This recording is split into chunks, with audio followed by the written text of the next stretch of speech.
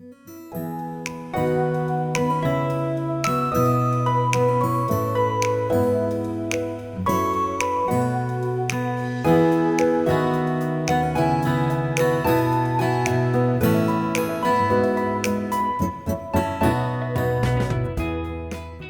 buenas noches para todos.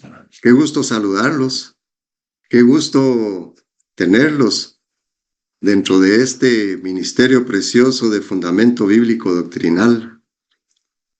Qué gusto que el Señor ha permitido un día más para que nosotros podamos estudiar su bendita palabra.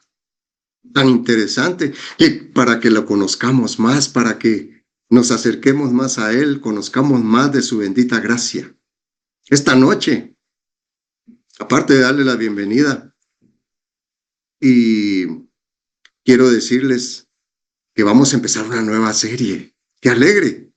Una nueva serie de temas preciosos en donde vamos a conocer quiénes son diferentes grupos de personas que están, que quedaron establecidas o quedaron plasmadas dentro de la palabra de Dios y qué enseñanza nos dejan a nosotros, porque ese es parte del aprendizaje para conocer cómo Dios se manifiesta en cada grupo y corazón de personas para hacer y cumplir su plan divino. Hoy vamos a estudiar un tema que se llama los patriarcas en la Biblia. Los patriarcas en la Biblia. Y le voy a pedir, mi hermano, que vaya preparando ahí Romanos capítulo 9, que vamos a leer del versículo del 1 al 5. Romanos capítulo 9, versículos 1 al 5. Pero antes vamos a entregar este tiempo en las manos del Señor, para que Él sea el que dé la enseñanza, para que Él sea el que se manifieste en cada uno de nuestros corazones y nuestras mentes también, para que podamos comprender este tema. Así es que oremos, mis hermanos, por favor. Gracias, Señor, bendito Padre Celestial que estás en los cielos. Te damos gracias, Señor, por permitirnos un jueves más para estudiar tu bendita palabra, para estudiar la palabra que tú has dejado para nosotros, para que aprendamos, Señor, a conocerte más, para que aprendamos de ti y para que, Señor, todas las cosas que están plasmadas ahí, no solo las conozcamos, sino que las pongamos en práctica. Señor, te damos gracias porque tú has sido bueno con nosotros. Nos has sostenido y nos has dado siempre tu bendición y tu gracia, tu misericordia y tu amor, Señor. Nos has sostenido porque aquí estamos. Deseosos, Señor, de estudiar tu palabra. Deseosos de conocerte más a través de tu bendita palabra.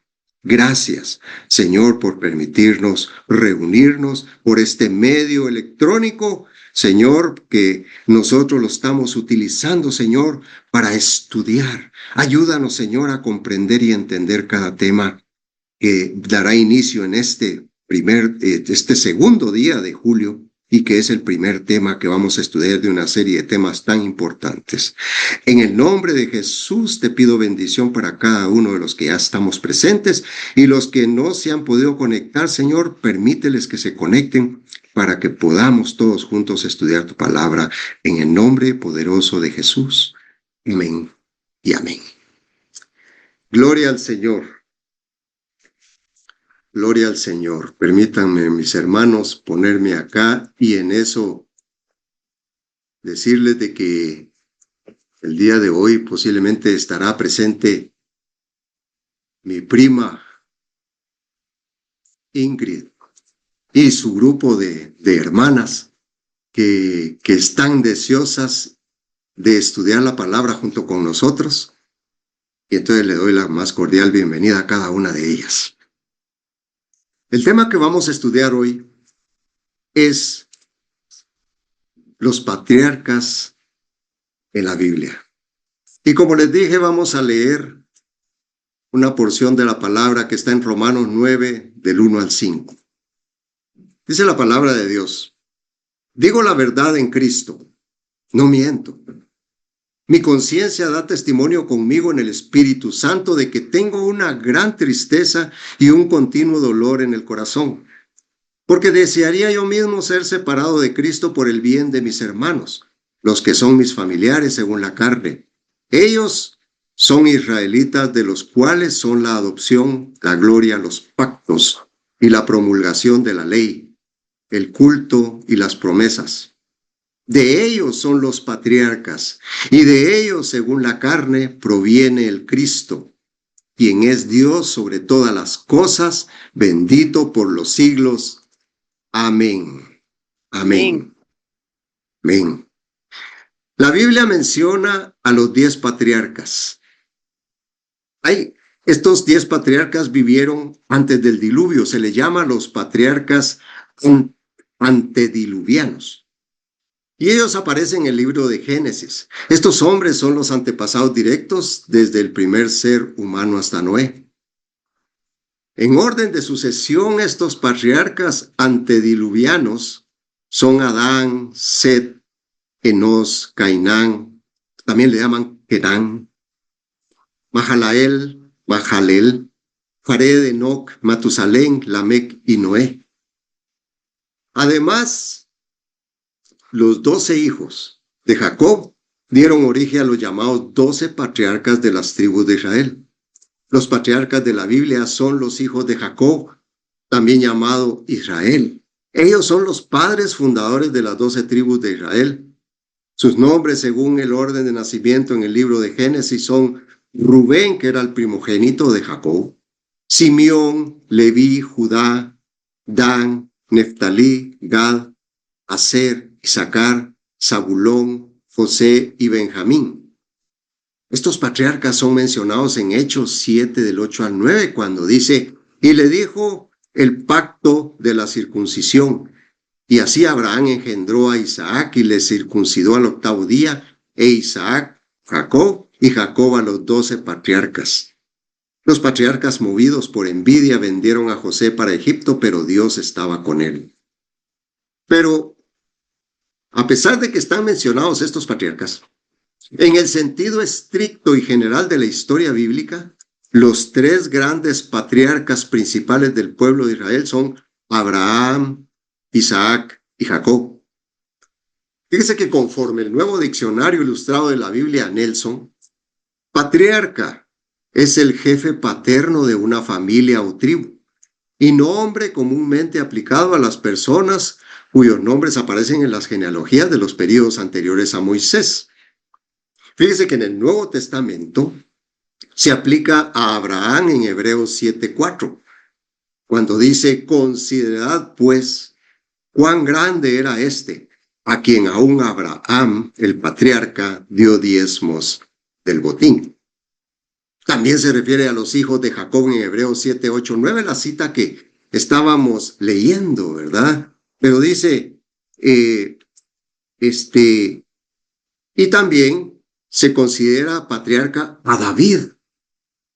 En Hechos 2:29, la palabra de Dios dice, varones hermanos, se os puede decir libremente del patriarca David, que murió y fue sepultado, y su sepulcro está con nosotros hasta el día de hoy. En Israel prevaleció el sistema patriarcal dentro de la familia. El padre ejercía autoridad durante toda su vida, y a su muerte el hijo mayor heredaba las atribuciones paternas.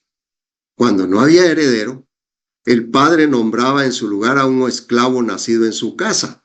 Tenemos el ejemplo de Génesis 15:2, cuando Abraham le dice al Señor que ¿quién va a heredar si él no tiene hijos?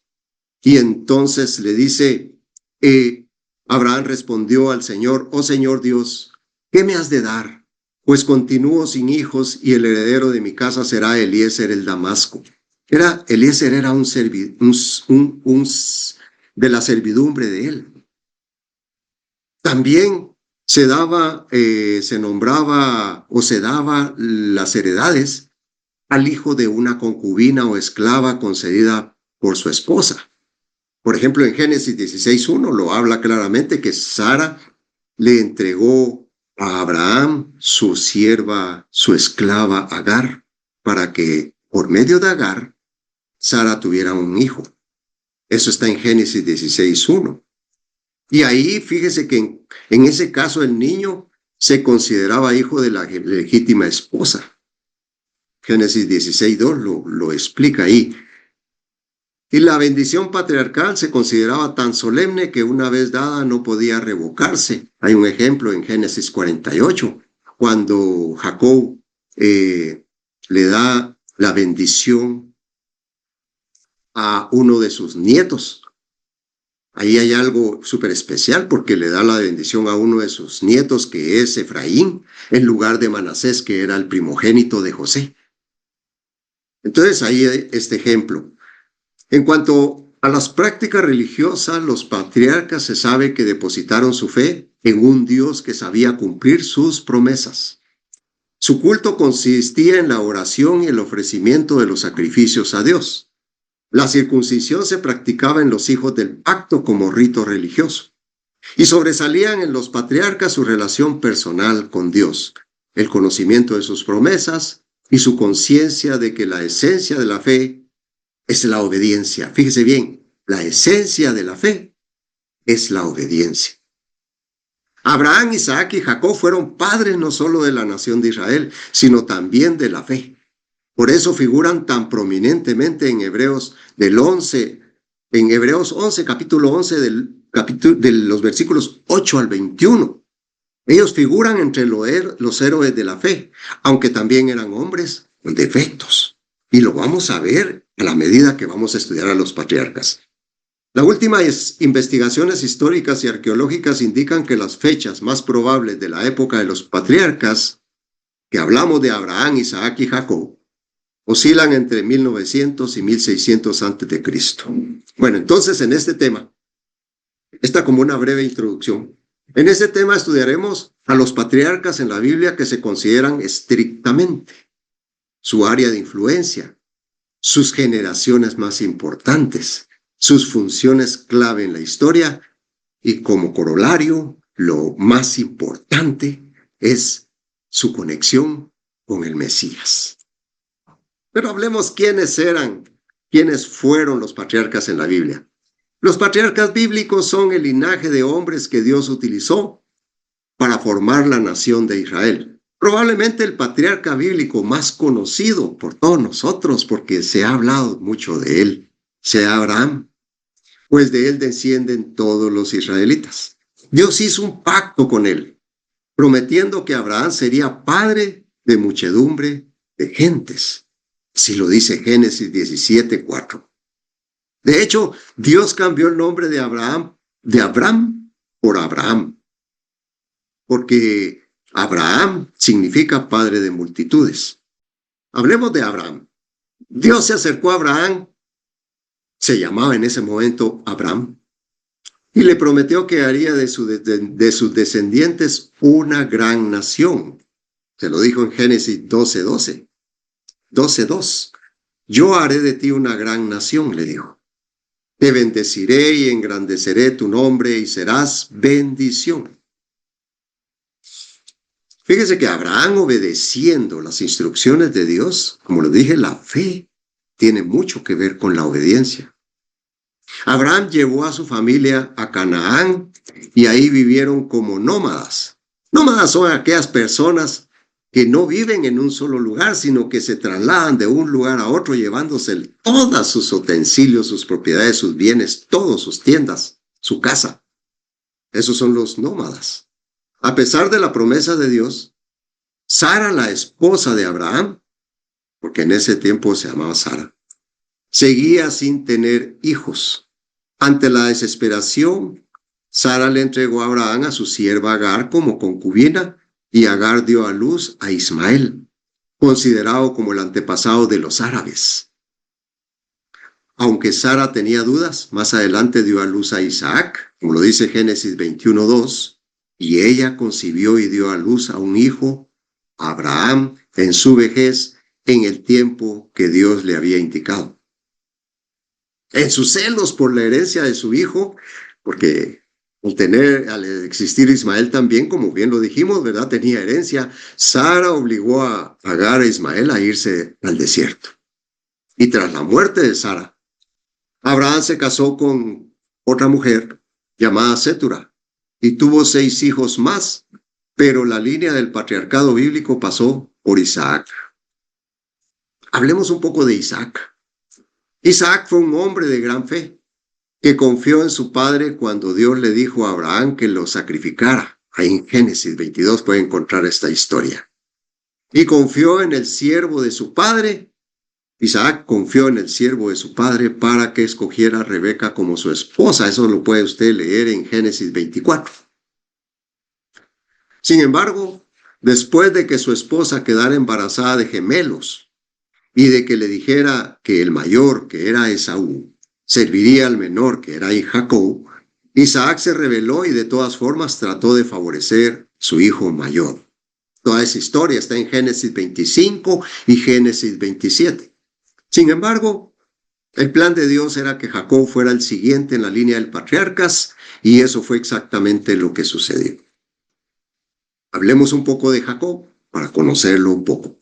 Cuando Rebeca, la esposa de Isaac, supo que estaba embarazada de gemelos, Dios le dijo que el mayor serviría al menor.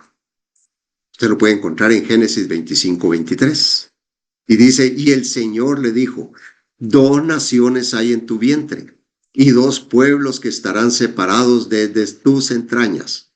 Un pueblo será más fuerte que el otro, y el mayor servirá al menor. Jacob era apenas más joven que su hermano Esaú. ¿Por qué? Porque salió exactamente despuesito del vientre de la madre, salió tomando el talón de su hermano Esaú. Pero Esaú, en todas sus cosas que hizo, se casó ya cuando creció, provocando el dolor de Isaac y Rebeca, y se convirtió en el padre de los edomitas. Usted lo puede ver en Génesis 36:9. Ahí dice cabal que Isaac dice, estos fueron los descendientes de Esaú, padre de los edomitas, en la región montañosa de Seir. Estos son los nombres de los hijos de Esaú: Elifaz, hijo de Ada, mujer de Esaú, y Reuel, hijo de Basemat, mujer de Esaú.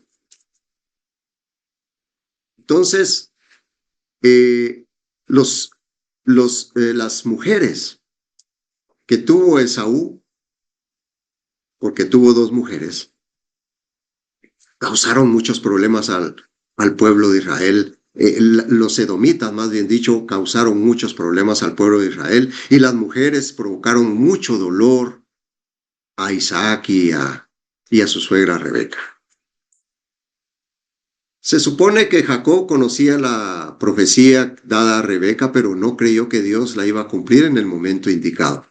Y tras la insistencia de Rebeca, Jacob, cuyo nombre significa suplantador o engañador, engañó a Isaac para que le diera la bendición del primogénito. Esa historia se encuentra en Génesis 27, pero después huyó con el hermano de Rebeca, que se llamaba Labán, al pueblo de Aram. Cuando Jacob se enamoró de la hija menor de Labán, Raquel, su tío Labán se mostró a favor de su sobrino y lo hizo trabajar durante 7 años para que después se casara con su hija. Pero en lugar de poner Raquel, puso a su hija Lea, que era la mayor. Pero al final de la semana de bodas, Labán también le dio a Jacob su hija Raquel, pero le requirió trabajar otros 7 años para él. Como Jacob amaba más a Raquel que a Lea, Dios consoló a Lea permitiéndole concebir y tener hijos, en tanto que a Raquel la hizo estéril por un tiempo, pero luego tuvo a José y a Benjamín. En su desesperación, Raquel entregó a Jacob su sierva, siendo estéril. Se desesperó y entonces resultó en más hijos para Jacob. La esposa Lea también entregó a su sierva a Jacob. Ya ve cómo todas las cosas se van repitiendo, ¿verdad? Tal y como es una línea. Y finalmente Raquel quedó embarazada y Jacob terminó con 12 hijos y una hija. Y antes de reconciliarse con Esaú, Jacob luchó con el Cristo preencarnado que le cambió el nombre a Israel, que quiere decir el que lucha con Dios. Podemos ver todo eso en Génesis 32, del 24 al 28. La nación tomó el nombre de Israel del hombre que fue el padre del pueblo. Cada uno de los hijos de Jacob se convirtió en el patriarca de una tribu de Israel. En su lecho de muerte, Jacob bendijo a cada uno de sus hijos, reflejando su propia herencia al colocar al hijo menor de José, Efraín, por encima del mayor Manasés. Los hijos de Jacob y los jefes de las tribus de Israel fueron los que ya mencionamos, pero digámoslo nuevamente: Rubén, Simeón, Leví, Judá, Zabulón, Isaacar, Dan, Gad, Ser, Neftalí, Benjamín, y los hijos de José, Efraín y Manasés. ¿Cuál fue el área de influencia de cada uno de estos patriarcas? A Abraham se le llama el padre de la fe. Entonces, la fe era su área de influencia. Aparte de Moisés, el personaje del Antiguo Testamento que más se menciona en el Nuevo Testamento es Abraham. Santiago lo refiere, se refiere a Abraham como el amigo de Dios en Santiago 2:23. Dice, y se cumplió la escritura que dice: Abraham creyó a Dios y le fue contado por justicia y fue llamado amigo de Dios. Ese es un título que no se le da a nadie más en las escrituras. A los creyentes de todas las generaciones se les llaman hijos de Abraham, según Gálatas 3:7. La importancia y el impacto de Abraham en la historia redentora se ven claramente en las escrituras.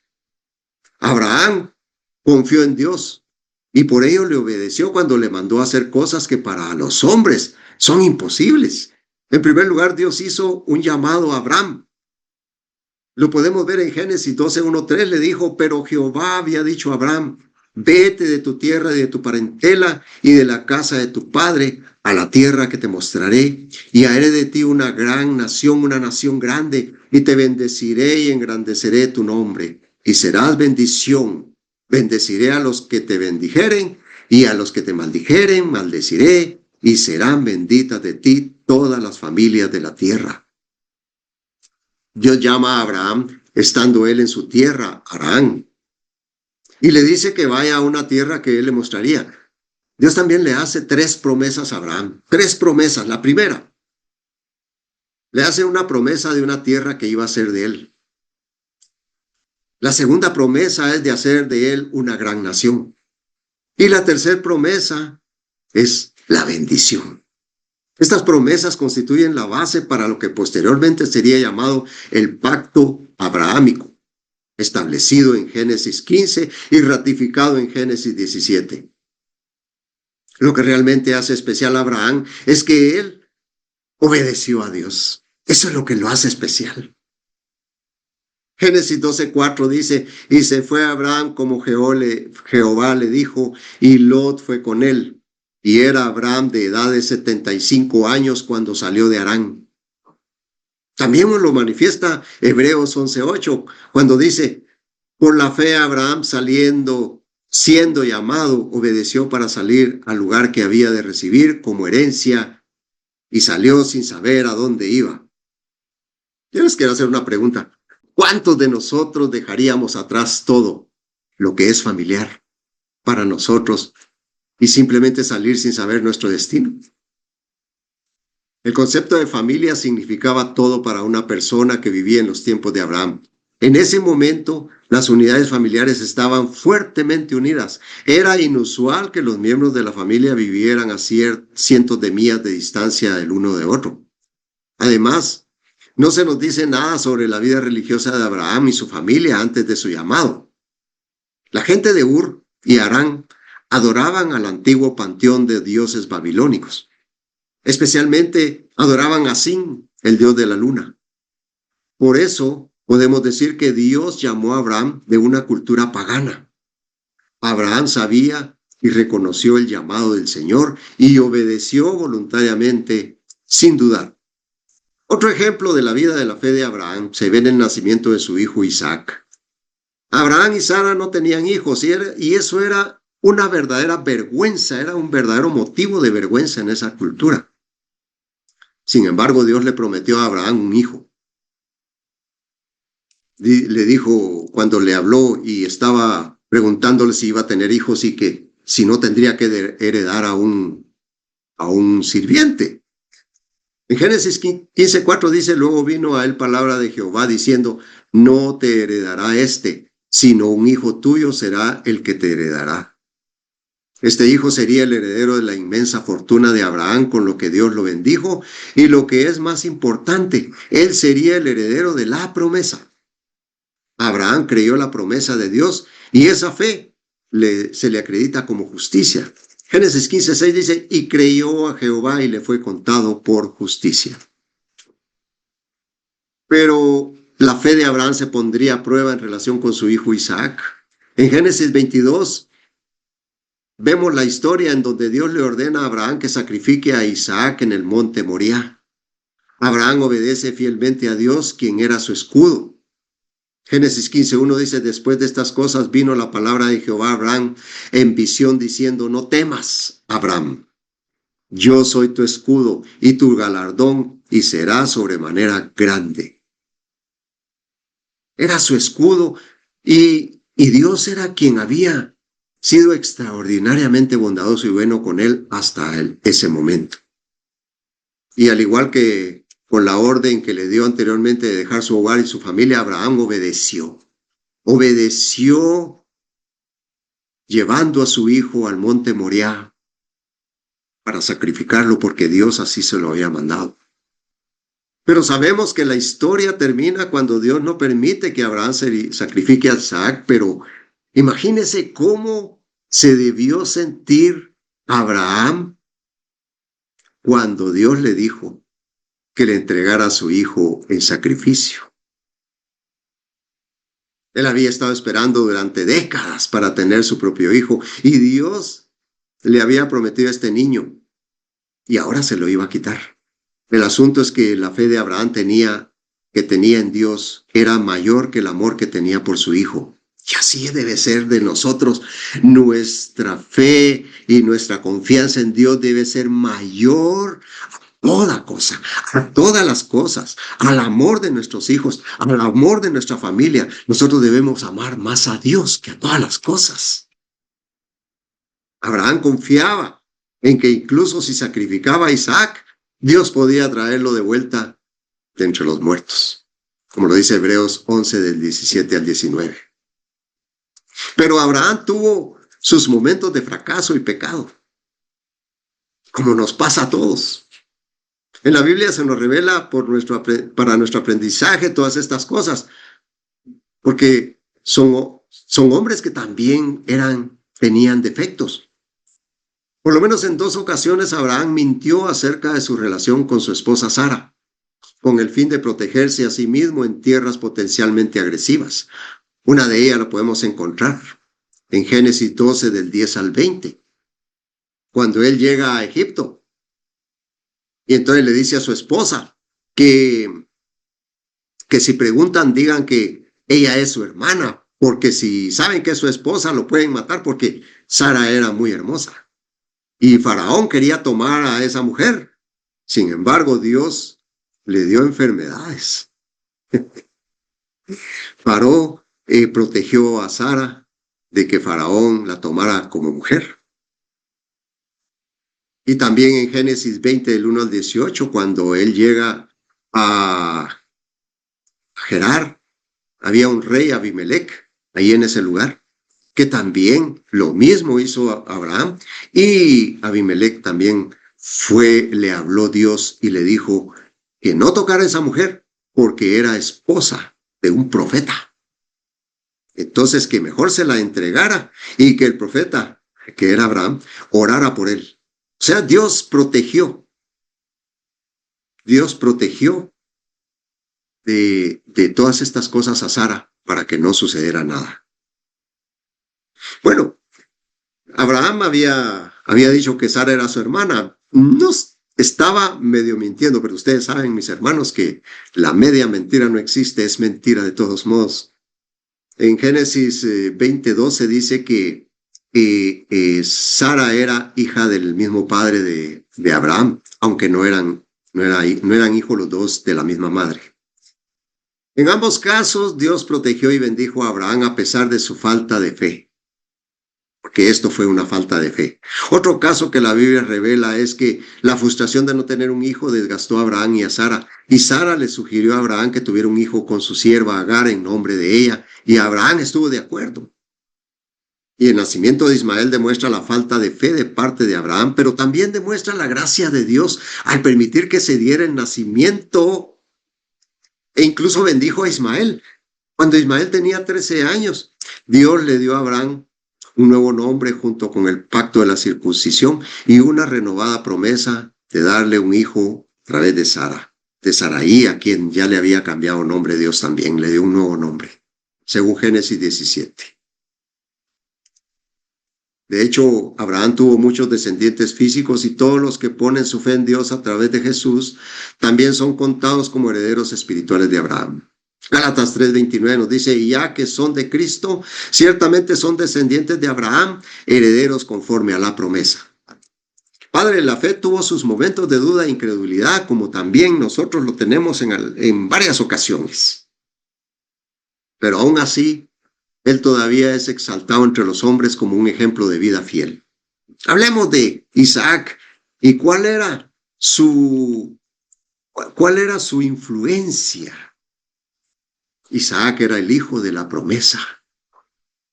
Cuando Abraham murió, tenía aproximadamente 75 años Isaac y dio todo cuanto tenía Isaac. Aunque Ismael había sido echado cuando Isaac fue destetado, ambos enterraron a Abraham cuando murió. La Biblia no habla específicamente sobre su relación y los descendientes de Ismael y de los de Isaac han sido históricamente enemigos. La enemistad permanece hasta el día de hoy, pero es interesante observar que los dos hombres aparentemente se unieron a llorar a su padre. Ahí podemos encontrar en Génesis 25:9 que dice, y lo sepultaron Isaac e Ismael, sus hijos, en la cueva de Macpela, en la heredad de Efrón, hijo de Zoar, Eteo, que está enfrente de Mamre.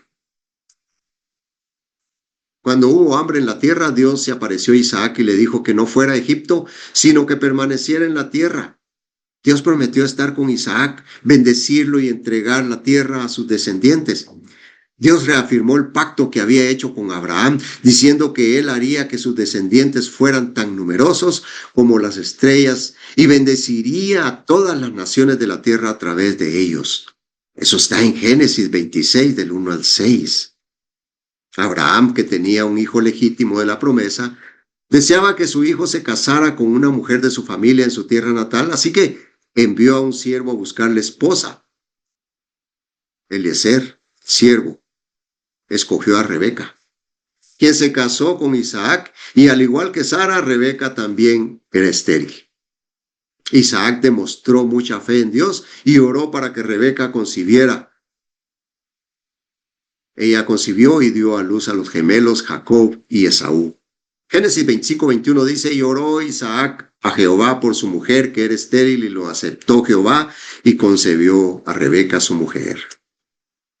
Isaac permaneció en la tierra de Canaán, pero mire cómo las historias se repiten en los tres patriarcas, ¿verdad? Por lo menos en dos, similar a lo que Abraham había hecho años antes de su nacimiento. Por temor, presentó a Rebeca como su hermana y no como su esposa. Pero así como Dios había protegido a Sara, también protegió a Rebeca. Dios bendijo a Isaac con abundantes cosechas y riqueza, y tanto es así que los filisteos se pusieron celosos y taparon los pozos de agua que Abraham había acabado. El rey filisteo le pidió a Isaac que se apartara.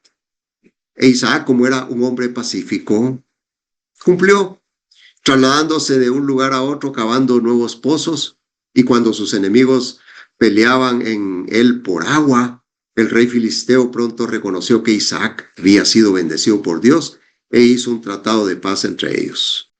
Esaú era el primogénito de Isaac y por lo tanto tenía derecho de primogenitura. Isaac mostró favoritismo hacia su hijo mayor y una falta de discernimiento. El nombre de Esaú significa peludo o áspero, porque era velludo desde su nacimiento y lo siguió siendo durante toda su vida. El nombre de Jacob significa suplantador o engañador, como bien lo dije, y era el hijo favorito de su madre. O sea, había un hijo favorito del padre y un hijo favorito de la madre.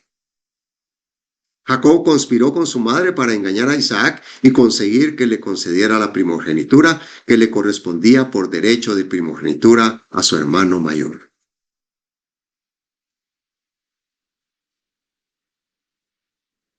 Aunque fíjese que gran parte de la historia de Isaac no tiene muchas lecciones fácilmente aplicables a nuestras vidas, nos hace ver en Isaac un corazón rendido a la voluntad de Dios. Por ejemplo, él fue obediente a Abraham y a Sara y aparentemente confiando en su orientación. Él obedeció cuando Dios le dijo que permaneciera en la tierra a pesar de la hambruna y los ataques de sus enemigos. Cuando Isaac descubrió que había sido engañado por su hijo Jacob, él aceptó y se sometió a lo que reconoció como la voluntad de Dios, a pesar de estar completamente en contra de la tradición aceptada en el momento. Y del mismo modo como Isaac descubrió también nosotros debemos recordar que los caminos de Dios no son nuestros caminos y sus pensamientos no son iguales a los nuestros. Así lo dice Isaías 55:8. La historia de Isaac también demuestra la fidelidad de Dios a sus promesas. Había hecho un pacto con Abraham y seguiría guardándolo con Isaac y con su hijo Jacob. Hablemos de Jacob. Su influencia fue que fue un luchador y heredero. Miren, la vida de Jacob empieza con una lucha en el vientre de su madre. Siendo un gemelo en el útero con Esaú, él batallaba por una posición y nació agarrando el calcañar de su hermano. El nombre de Jacob se traduce como el que toma por el calcañar. También tiene ese significado, parte del significado de engañador o suplantador. Eso lo podemos ver en Génesis 25:26, que dice: después salió su hermano, trabada su mano del calcañar de Esaú, y fue llamado su nombre Jacob, y era Isaac de edad de 60 años cuando ella lo dio a luz. Cuando su madre Rebeca le preguntó a Dios durante su embarazo lo que estaba ocurriendo, Dios le dijo y le dio la profecía, ¿verdad?, que dentro de ella había dos naciones, las cuales se dividirían. Un pueblo sería más fuerte que el otro y el mayor serviría al menor. Y aunque Jacob y Esaú crecieron juntos viviendo una vida nómada, Esaú se convirtió en un excelente cazador y le encantaba estar en el campo, mientras que Jacob era varón quieto que habitaba en tiendas, dice la palabra de Dios. Esaú, siendo un cazador, era el favorito de su padre porque su padre comía de la caza que Esaú traía. Y Rebeca amaba a Jacob, y este favoritismo destructivo seguiría a la familia. En la siguiente generación, recordemos cómo Jacob apreciaba más a José, su hijo, porque era el primer hijo de Raquel. Y eso causó gran resentimiento con sus hermanos, tanto que lo quisieron matar. Eso casi le cuesta la vida a José. Cuando Isaac se envejeció y sus ojos se oscurecieron, pensó que estaba cerca de su muerte e hizo arreglos con Esaú para pasarle las bendiciones, ya que él era el primogénito. Y al oír esto, Rebeca concibió un plan para engañar a Isaac y que más bien bendijera a Jacob. Por lo tanto, Jacob y no Esaú recibió la bendición de su padre. Por ello, Esaú juró que mataría a Jacob por causa de esto tan pronto como el periodo de luto por la muerte de su padre terminara. ¡Qué tragedia! Por eso, Dios, que sabe todo, fíjese que le dio, después de ese acto, le dio a Isaac otros 20 años de vida antes de morir.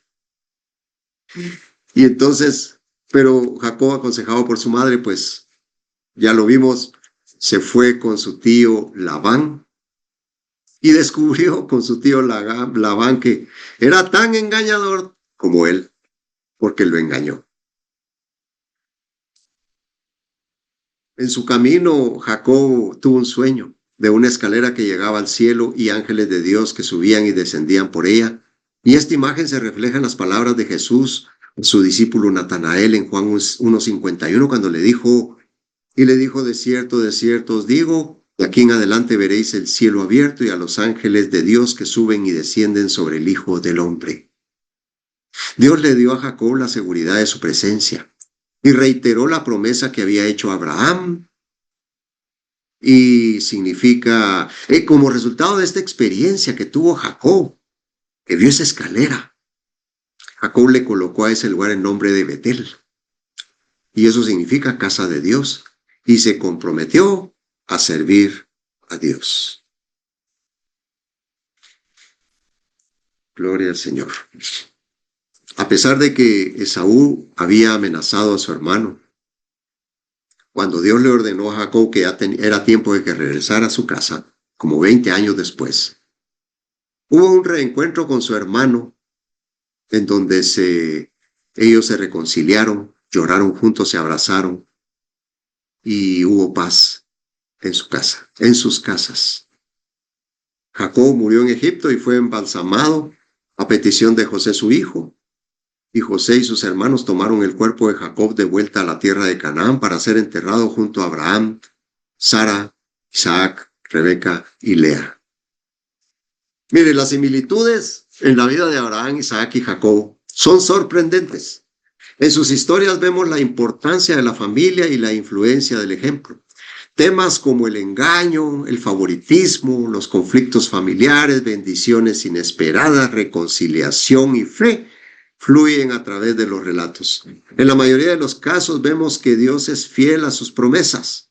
Él escoge llevar a cabo los propósitos de su reino a través de gente pecadora que están dispuestos a creerle. A los pecadores, Él los puede hacer personas nuevas. Mire, a Abraham le dio el nombre de Abraham. A Jacob le dio el nombre de Israel. Y puede hacer nuevas criaturas de aquellos que creen en Jesucristo. Por eso está el versículo de 2 Corintios 5:17 que dice, de modo que si alguno está en Cristo, nueva criatura es. Las cosas viejas pasaron y aquí todas son hechas nuevas. Aunque nuestros patrones pecaminosos todavía nos atormentan, en Cristo encontramos el perdón de nuestros pecados, así como el poder para vencerlos. Estamos invitados a participar en la obra de Dios en el mundo. Tenemos nuevos nombres y podemos confiar en las promesas de Dios, quien demuestra ser fiel a sí mismo una y otra vez. ¿Cuáles fueron las generaciones más importantes de los patriarcas? Fíjese que las generaciones más importantes de Abraham se dividen según su descendencia directa, de la cual surgieron 3 grandes tradiciones monoteístas. Monoteísta es la creencia religiosa en la existencia de un solo Dios. Su historia está registrada en los textos sagrados y las principales líneas genealógicas incluyen a sus hijos Ismael, hijo de Abraham y Agar, sierva egipcia, y de los 12 hijos de Ismael descendieron los ismaelitas, quienes son considerados los antepasados del pueblo árabe. Hablemos también de Isaac, su hijo milagroso, con Sara.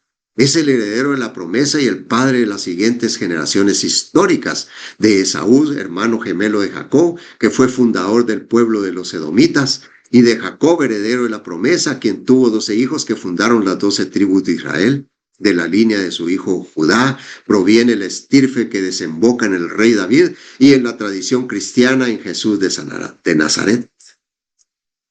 Y también los hijos de Setura, la segunda esposa de Abraham, tuvo otros hijos Abraham, de los cuales descienden diversas tribus del desierto, destacando los madianitas. La generación más importante de la línea de Isaac son sus hijos mellizos Esaú y Jacob. Esta descendencia es fundamental porque a través de ella se cumple el pacto que Dios hizo con Abraham y se da origen a las 12 tribus de Israel. La historia de estas generaciones en el libro de Génesis se divide en 2 figuras clave. Esaú, el hermano mayor, que representa a los edomitas, era el favorito de Isaac, pero vendió su primogenitura a Jacob por un plato de lentejas. Y Jacob, que era el hermano menor, tras obtener la bendición de su padre, pasó a llamarse Israel, y su descendencia se dividió en 12 tribus de Israel, siendo el linaje directo del cual provienen las naciones hebreas y posteriormente Jesucristo. Y hablemos de las generaciones de Jacob con sus 12 hijos, quienes dieron origen a las 12 tribus de Israel. Entre ellos destacan Judá por la línea mesiánica y José por salvar a su familia del hambre de Egipto. Entre toda su descendencia, los linajes más relevantes son Judá. Fíjese que de esta tribu descenden el rey David y según la tradición bíblica, Jesucristo. Tras el exilio, gran parte del pueblo judío provino de este linaje. También está José, que por su fidelidad en Egipto, sus 2 hijos, Efraín y Manasés, fueron adoptados por Jacob, convirtiéndose en 2 de las tribus principales y más numerosas de Israel. También Leví, sus descendientes fueron apartados para el servicio religioso y el sacerdocio, encargados del tabernáculo y la enseñanza de la ley. Y Benjamín fue el hermano menor de José y el único que nació en la tierra prometida. De esta tribu surgió el primer rey de Israel, Saúl. Ahora hablemos de sus funciones claves en la historia. Funciones claves. Abraham es una de las figuras más influyentes de la historia antigua. Su función clave fue actuar como padre del monoteísmo y patriarca fundador de las 3 grandes religiones abrahámicas, que es el judaísmo, el cristianismo y el islam. A través de un pacto divino se convirtió en el progenitor del pueblo de Israel y en un modelo universal de obediencia. Funciones e hitos clave de la historia: fue pionero del monoteísmo, fundador de naciones y modelo de fe inquebrantable, además receptor del pacto abrahámico. En cuanto a Isaac, el hijo de la promesa, él garantizó la continuidad del pacto divino. Y las funciones y eventos clave en su vida incluyen que ser el hijo de la promesa. También el sacrificio que iba a hacer él, el sacrificio que Dios le había mandado. La continuidad de su linaje. De Isaac nace Jacob y Esaú. Y pacificador y constructor. Se dedicó a reabrir los pozos de agua de su padre y prosperó como agricultor y pastor en la región de Gerar y Berseba.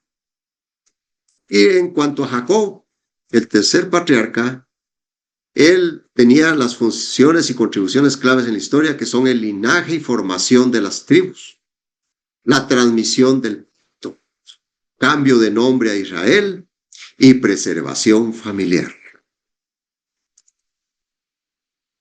Realmente, cada uno de ellos tuvo una función y contribuciones claves para la formación de toda la línea de la fe, para la formación de todo ese pueblo de Israel y en su historia. Y hablemos de su conexión con el Mesías.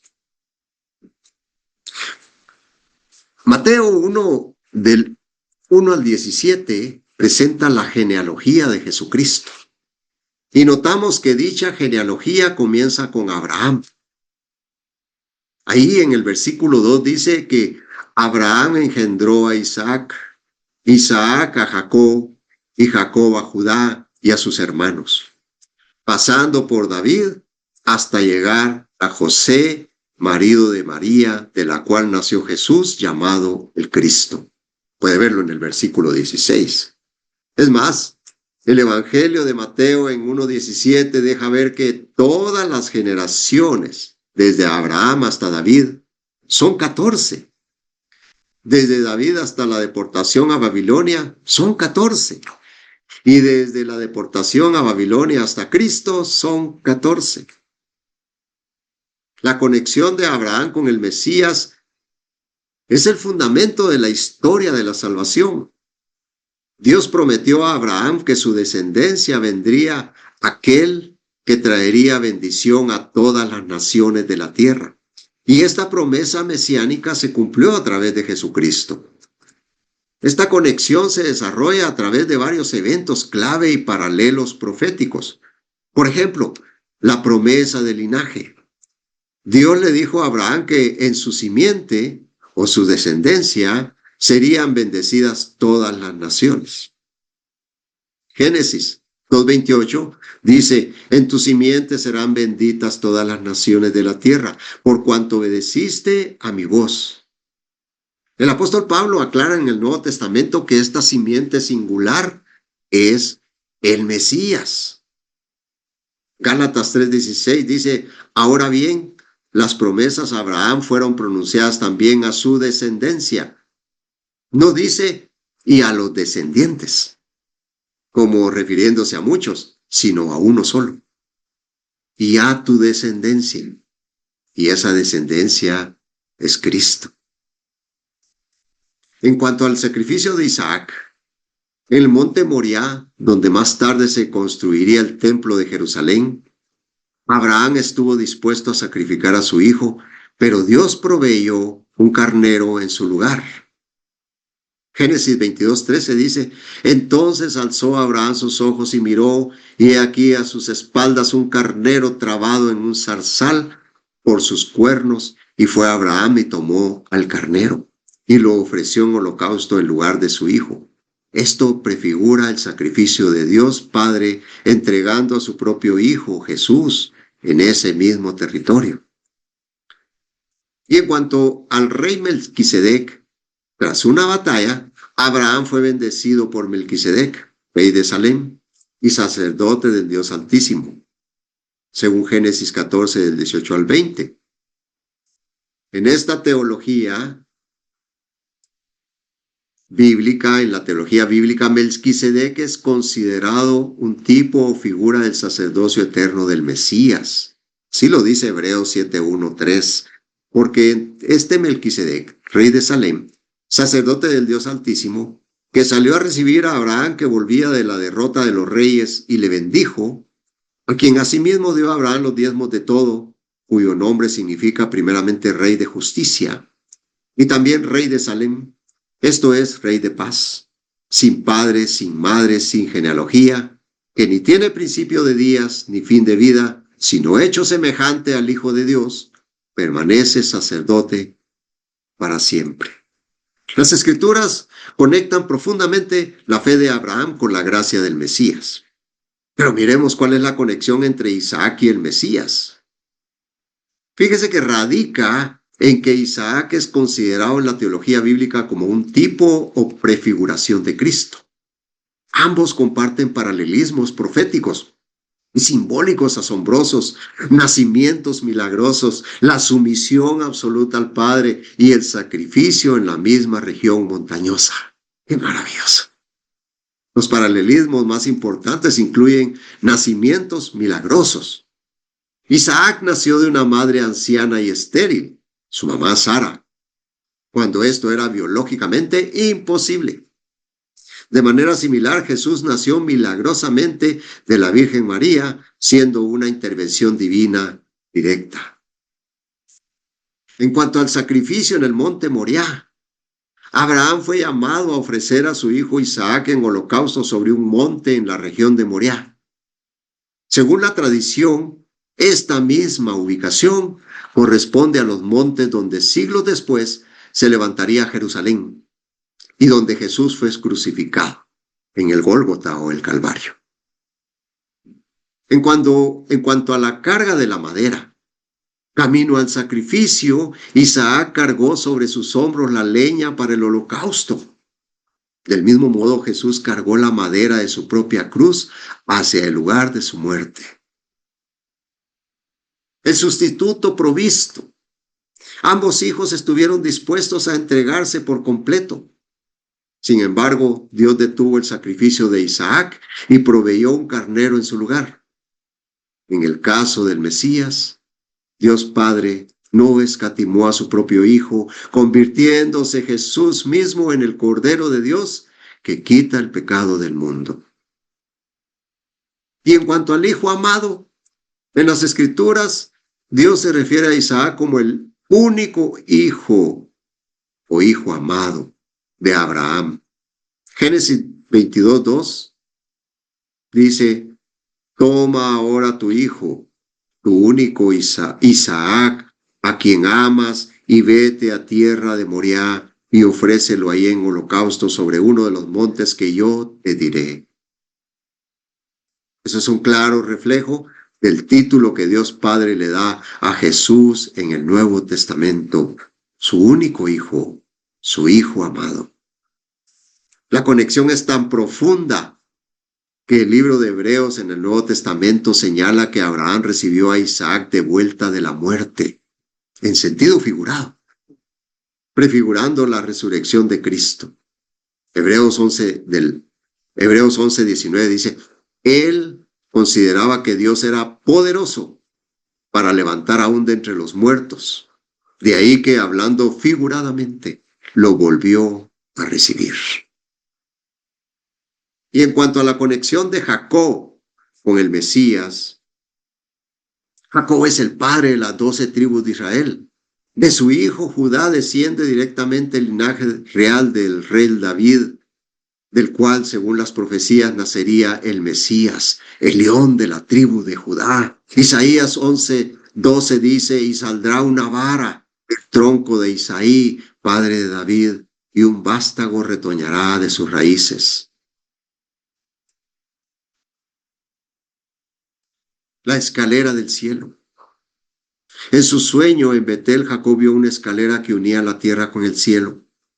En el Nuevo Testamento, Jesús se identifica a sí mismo como esta escalera, el único mediador y conexión definitiva entre Dios y la humanidad. 1 Timoteo 2:5 dice, porque hay un solo Dios y un solo mediador entre Dios y los hombres, Jesucristo hombre. También está la profecía de Silo. En su lecho de muerte, al bendecir a sus hijos, Jacob profetizó que el cetro no se apartaría de Judá hasta que venga Silo. Génesis 49:10. Dice, no será quitado el cetro de Judá, ni el legislador de entre sus pies, hasta que venga Silo, y a él se congregarán los pueblos. Ese es un término mesiánico interpretado históricamente como un título para el libertador enviado por Dios, Silo. La lucha con el ángel. El enigmático encuentro donde Jacob lucha con un ser divino y es transformado recibiendo el nombre de Israel, es visto teológicamente como un encuentro preencarnado, como el Mesías simbolizando la rendición humana ante lo divino. Jacob luchó con un varón, luchó hasta que rayaba el alba y no lo soltaba. Y el varón era un ángel y el varón era Cristo, según teología. Pero uno diría, bueno, Dios es tan poderoso que es solo un movimientito y no. Dios quería que Jacob tener ese encuentro con Jacob. Por eso lo dejó, que lo tomara del calcañar, ¿verdad? De ahí lo estaba tomando siempre, ¿verdad? Y como su nombre había sido ese, ¿verdad? El que toma el calcañar, pues lo tomó del calcañar. Y no lo dejaba ir. Y le dijo, y incluso el ángel le tocó su cintura, su muslo, lo descoyuntó, dice. Y no lo dejaba ir. Y le dijo, ¿cuál es tu nombre? Y él le dijo, Jacob. Pues ya no se te llamará Jacob, le dijo el ángel. Porque Jacob lo que quería es que el ángel lo bendijera. Ya no te llamarás Jacob, sino que te llamarás Israel. En conclusión, los patriarcas bíblicos fueron los padres de la nación de Israel. Abraham, Isaac y Jacob. A través de estos tres hombres, el pueblo elegido de Dios crecería hasta convertirse en una nación poderosa. Dios también prometió que serían una bendición para el mundo. No eran hombres perfectos, no. Dios no escoge hombres perfectos, sino que imperfectos para prepararlos para la buena obra. Así como nosotros también no somos perfectos. Pero Dios puede hacer grandes proezas a través de hombres y mujeres imperfectos. Sin embargo, Dios eligió a estos patriarcas como el linaje del que provendría el Mesías. A pesar de sus defectos y errores, seguían siendo hombres de fe. La fe es importante, la obediencia es algo que nos va a demostrar si tenemos fe. Seguían siendo hombres de fe, elegidos por Dios como el origen del linaje que traería al Hijo de Dios al mundo.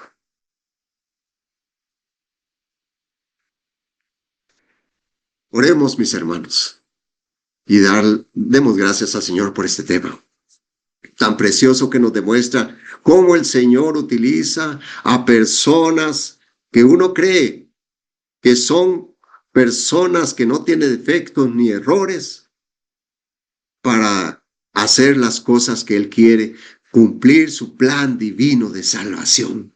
Que eso es lo principal que el Señor quiere, que su plan divino de salvación se cumpla. Y todo se va cumpliendo a cabalidad. Gracias te damos, Señor, en esta noche, por la bendición que das a nuestras vidas, Señor, al darnos esta lección sobre los patriarcas que tú, Señor, levantaste para formar el linaje del cual vendría nuestro bendito Salvador. Gracias, Señor, porque comprendemos de que a pesar de que estos patriarcas no eran perfectos, tenían sus errores, tenían sus cosas que ellos fallaban, bajones de fe, tenían muchas cosas que, Señor, podría decirse que esos errores mostraban la humanidad que tenían ellos ante un Dios todopoderoso, que es perfecto, que es omnipotente, omnipresente, omnisciente, eterno, grande y maravilloso. Gracias, Señor, porque nos muestras a través de esta lección que tú puedes hacer muchas cosas con nosotros, que tú puedes cambiar nuestras vidas, y aunque vengan todas cruzadas, si nosotros llegamos a recibirte en nuestro corazón, a confiar en ti, tú enderezas nuestras sendas y nos pones en ese camino con mayúscula que es Cristo Jesús, camino hacia el Padre. Gracias te damos esta noche, Señor, porque tú te has manifestado siempre en cada lección que se ha impartido, Señor, tú has estado presente porque es tu palabra la que se expone. Es tu palabra, eres tú el que habla cada vez que leemos cada versículo de la Biblia. Eres tú el que habla porque la Biblia es la palabra de Dios. Gracias, Señor, te doy por tus maravillas, tu misericordia y amor y todo lo que tú haces por nosotros, Señor. Gracias. En el nombre poderoso de Jesús. Amén y amén.